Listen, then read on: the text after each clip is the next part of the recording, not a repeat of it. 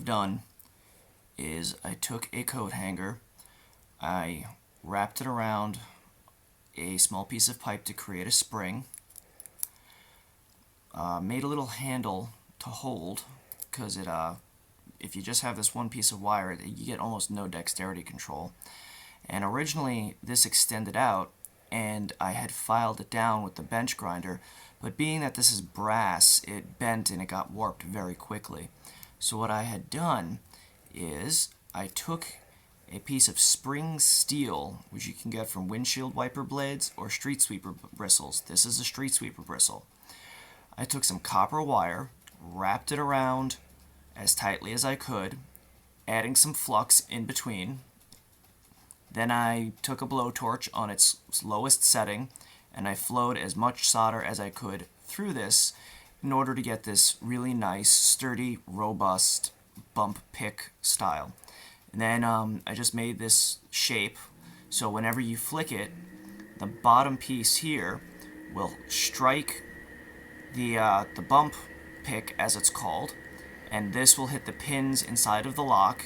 With your tension wrench, hopefully with good enough timing, as you've just seen, you can pop some shitty locks in just one quick swipe. This is a pretty shitty lock.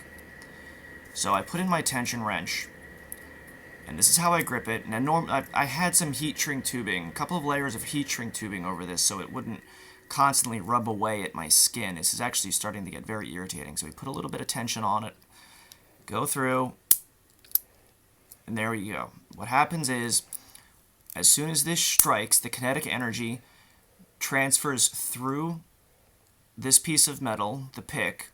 It strikes all of the pins, and just like in a game of billiards, when one cue ball hits another, they all reflect the energy, just like a Newton's Cradle.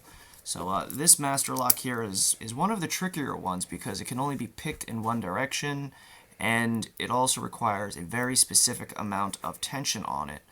So, and this piece of metal is a bit thick. I do need to sand it down a bit. It doesn't work with all of the locks that I have, but you give it a couple of good goes, and eventually it'll snap. But sometimes you get it, right away. Sometimes you don't. And unfortunately, my fingers are getting really raw from doing it. There we go.